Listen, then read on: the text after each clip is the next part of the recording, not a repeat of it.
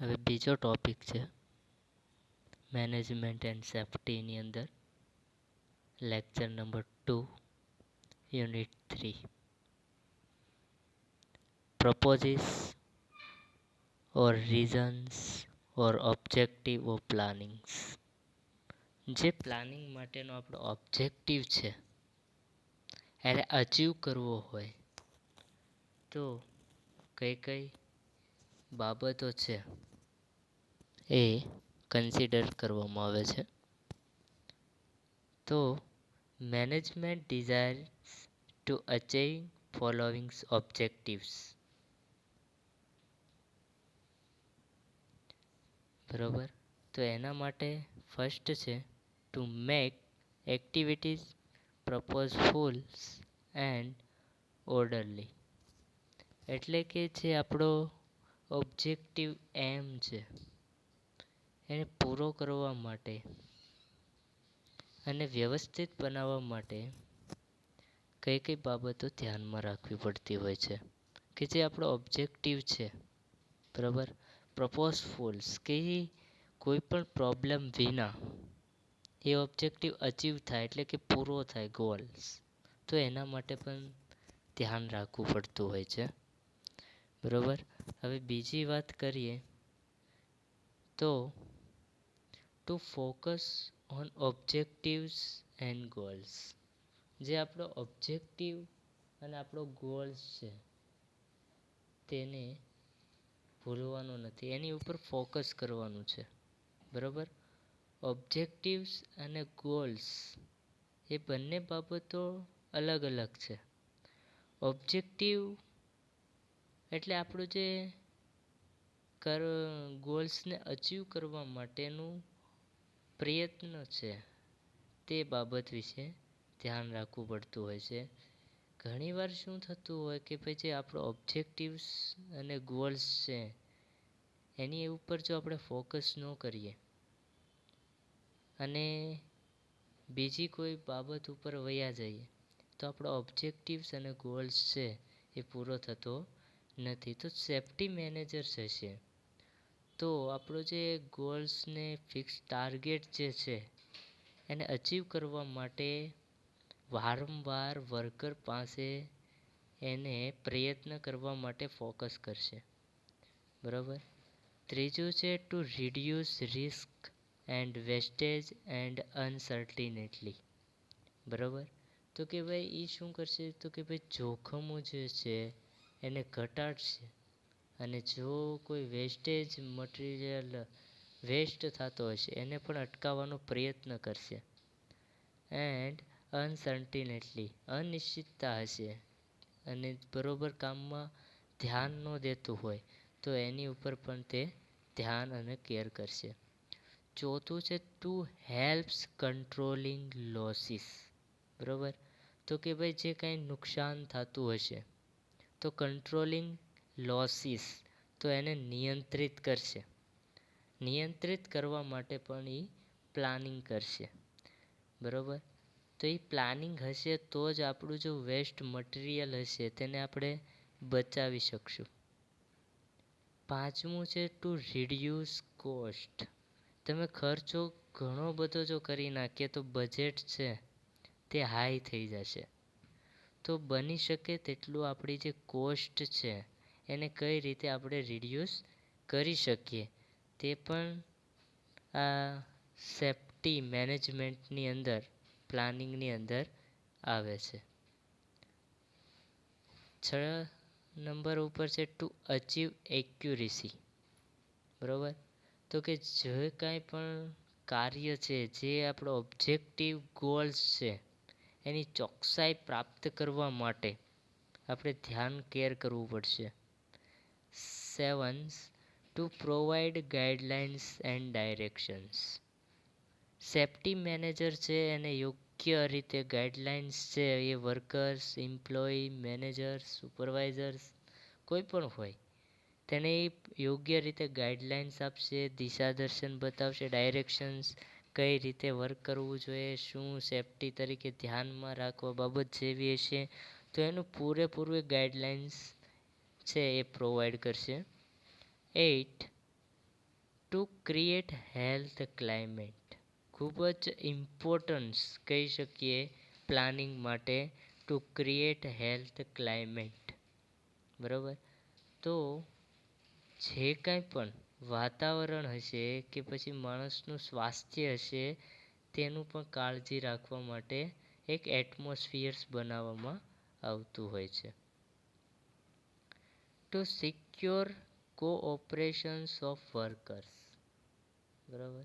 તો કે જે પણ વર્કર હશે તો એ જેટલા સ્ફૂર્તિ અને સારી રીતે વર્ક કરી શકે તો એના માટે પણ એની હેલ્થની કેર લેવામાં આવે છે સુરક્ષિત કરવા માટે.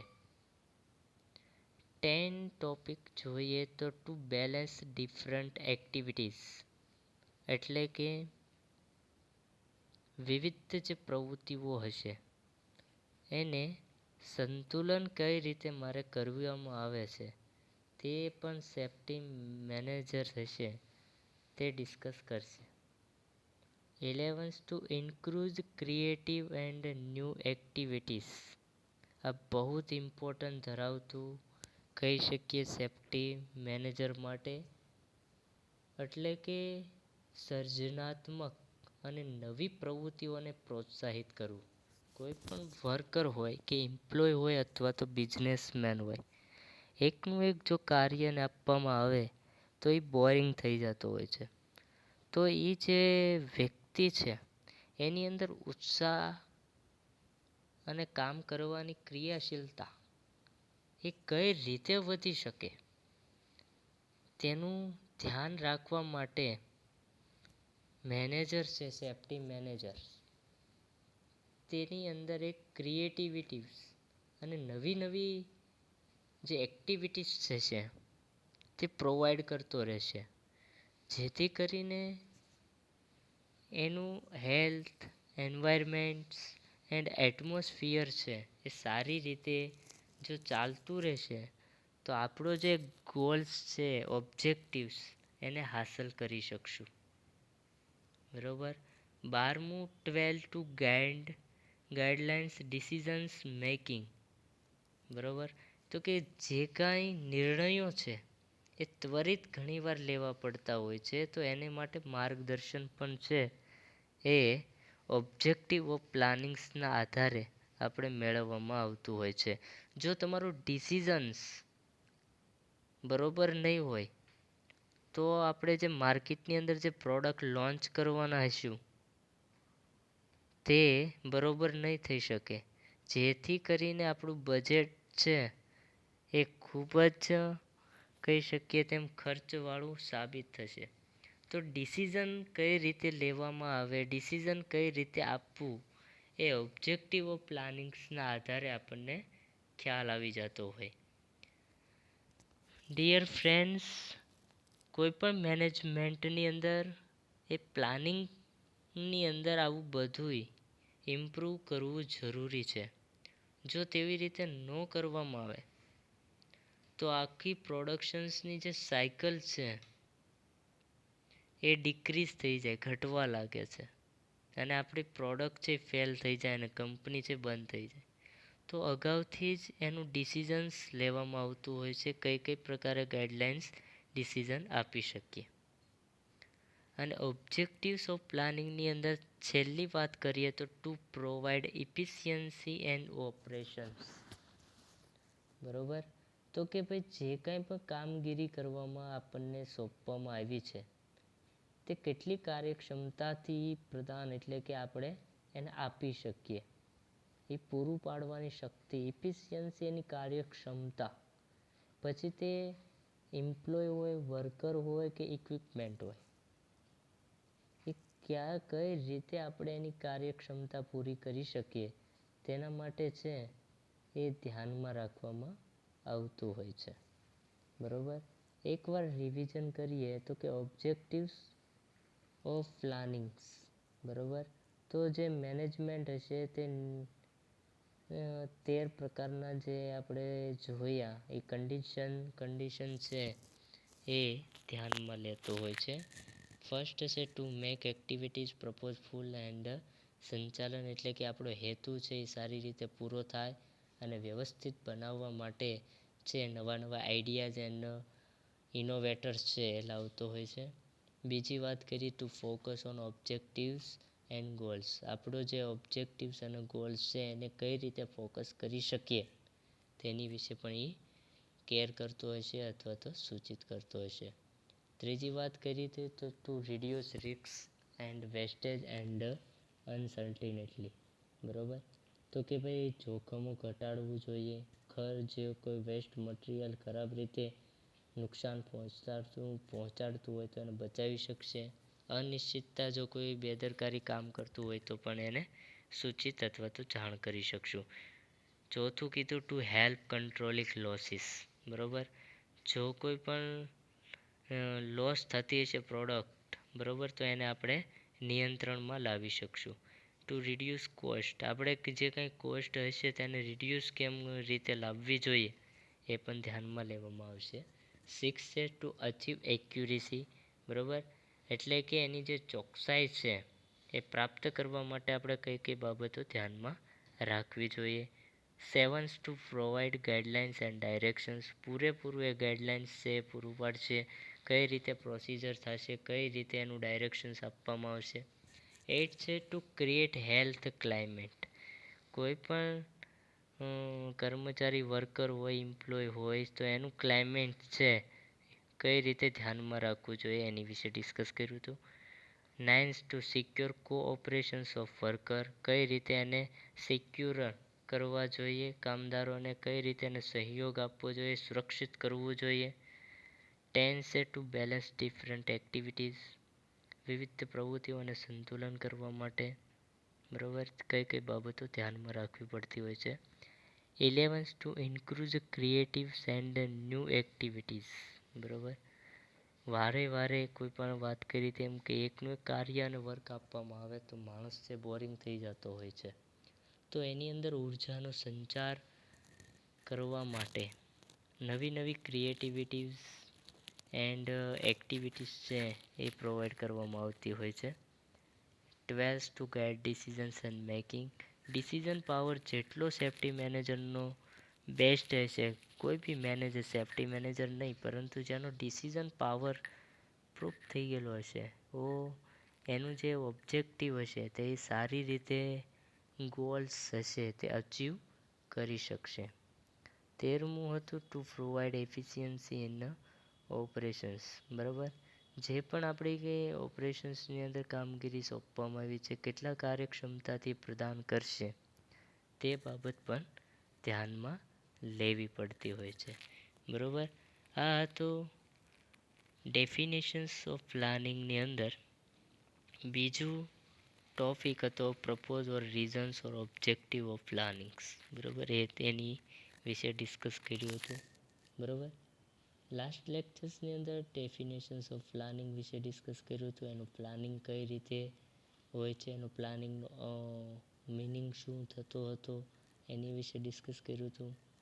પછી મિનિંગ્સ ઓફ સેફ્ટી પ્લાનિંગ વિશે પણ ડિસ્કસ કર્યું હતું. સેફ્ટી પ્લાનિંગની અંદર જોયું તો 6 જે છે એ ડિસિઝન્સ લેવામાં આવતા હોય છે સેફ્ટી મેનેજરને, એ પણ ધ્યાનમાં લીધું. Policy, procedure, strategies, programmings, budget and equipments.